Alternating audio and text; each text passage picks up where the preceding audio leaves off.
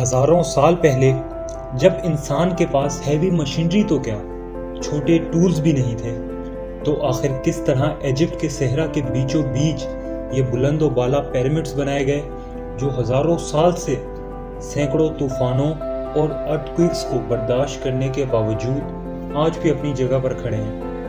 انہیں بنانے کا آخر مقصد کیا تھا اور اسے بنانے کے لیے ٹنوں وزنی پتھروں کو کس طرح لایا گیا؟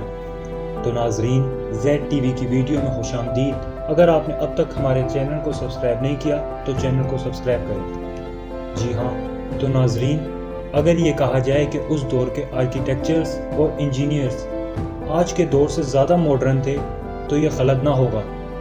ان پیرامڈز میں سے ایک پیرامڈ جو سب سے بڑا بھی ہے اور دا گریٹ پیرامڈ آف گزا کے نام سے جانا جاتا ہے، جس کو بنانے میں تقریباً 23 لاکھ بڑے پتھر استعمال ہوئے ہیں اور ایک پتھر کا وزن 3 سے 5 ٹن ہے۔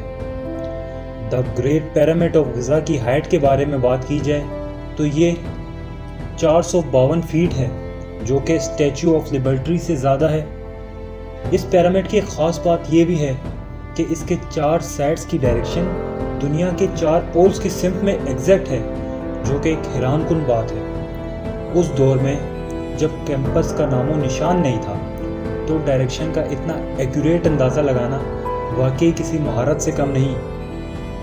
یہاں پر ایک بات آتی ہے کہ آج سے ہزاروں سال پہلے جب یہ پیرامڈ بنائے جا رہے ہوں گے تو کس طرح ایک پلین سرفیس کو تلاش کیا گیا ہوگا، جب ببل لیول یا لیزر لیول نام کی کوئی چیز نہیں تھی، کیونکہ اگر زمین کہیں سے 1 انچ بھی اوپر یا نیچے ہوتی تو یہ لاکھوں ٹن وزنی پتھر 1 منٹ بھی ایک کے اوپر کھڑے نہیں رہ پاتے۔ آرکیولوجسٹ کا ماننا ہے کہ اس کے لیے ایک خاص ٹولز کا استعمال کیا گیا ہوگا جس کی دونوں جانب لکڑی کے ٹکڑے لگے ہوتے ہیں اور بیچ میں ایک پتھر یا آئرن کون رسی کی مدد سے لگائی جاتی ہے، اور جگہ برابر نہ ہونے کی صورت میں جگہ کو چھینی اور ہتھوڑے کی مدد سے پلین کیا گیا ہوگا۔ یہ صرف آرکیولوجسٹ کا ایک خیال ہے۔ تو ناظرین، اب بات آتی ہے اتنے بڑے بڑے پتھروں کو کس طرح چوکور کیوبز کی فارم میں کاٹا گیا ہوگا، کیونکہ اس دور میں تو نہ تو گرینڈر تھے اور نہ ہی جیک ہیمر، لیکن پھر بھی ان لیبرز نے نہ صرف یہ پتھر کاٹا بلکہ انہیں بنا توڑے ایک شیپ بھی دیا۔ اب آپ کے ذہن میں یہ سوال ضرور آ رہا ہوگا، آخر کیسے؟ تو ناظرین، اس کا جواب ہے یہ۔ جی ہاں ناظرین، یہ عام سی نظر آنے والی چھینی کی مدد سے انہوں نے اتنے ٹنوں وزنی پتھروں کو کاٹا، کیونکہ اس دور میں سارے اوزار کاپر سے بنائے جاتے تھے، مگر آرکیولوجسٹ کا کہنا ہے کہ یہ چھینی صرف کاپر سے نہیں بنائی گئی، کیونکہ کاپر ایک سافٹ میٹل ہے اور اتنے بڑے پتھر نہیں کاٹ سکتا۔ ان کا ماننا ہے کہ اس چھینی کو بنانے میں کاپر کے ساتھ ایرسینک کا بھی استعمال کیا گیا تھا تاکہ ان بڑے بڑے پتھروں کو کاٹا جا سکے، مگر اس سے بھی انہیں ایک پتھر کاٹنے میں کئی گھنٹے لگ جاتے تھے۔ اب نیکسٹ بات آتی ان بڑے بڑے پتھروں کی جو لائم سٹون سے بنے تھے، لیکن پورے غزہ میں کوئی ایسی جگہ نہیں تھی جہاں سے یہ پتھر کاٹے جا سکیں، تو یہ پتھر غزہ سے 250 کلومیٹر دور تورا نامی شہر سے کاٹ کر لائے گئے۔ لیکن بات یہ ہے، ہزاروں ٹن وزنی پتھر اس دور میں کس طرح لائے گئے؟ کیونکہ یہ کام کسی جانور کی مدد سے بھی امپاسبل تھا، تو پھر کیسے؟ تو اس کا جواب ہے بوٹ۔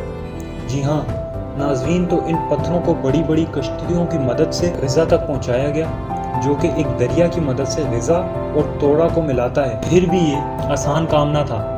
اب پتھر کٹ بھی گئے، سائٹ پر پہنچ بھی گئے۔ اب یہ سوال پیدا ہوتا ہے کہ آخر کیسے اتنے بڑے پتھروں کو ایک کے اوپر ایک کر کے اتنی اونچائی تک رکھا گیا ہوگا؟ تو ایکسپرٹ کا کہنا ہے کہ یہ پتھر اسپائرل ٹریک کے ذریعے اوپر پہنچائے گئے ہوں گے یا زگ زیگ ٹریک کے ذریعے، لیکن انہیں اوپر کھینچنے کا کام لیبر نے ہی کیا ہوگا۔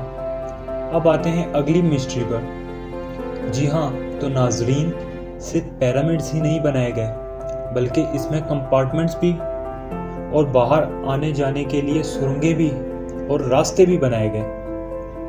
انہی میں سے ایک کمپارٹمنٹ میں گرینائٹ کا ایک تابوت بھی ملا جو کہ اندر سے خالی تھا، لیکن بات یہ ہے آخر اس دور میں گرینائٹ کو کس طرح کاٹا گیا ہوگا، کیونکہ آج کے دور میں بھی گرینائٹ گرینڈر کے بغیر کاٹا جانا امپاسبل ہے۔ جی ہاں ناظرین، اس گرینائٹ کے تابوت کو ایک بنا دانتوں والے آرے سے کاٹا گیا ہوگا، جس کے بیچ ریت ڈال کر اسے ٹوٹنے سے بچایا گیا ہوگا۔ ایسا ہی کچھ کہنا ہے ایکسپرٹس کا اور آرکیولوجسٹ کا۔ تو ناظرین، امید کرتے ہیں یہ ویڈیو آپ کو پسند آئی ہوگی۔ پھر ملتے ہیں ایک نئی ویڈیو کے ساتھ، تب تک اپنا بہت خیال رکھیے گا۔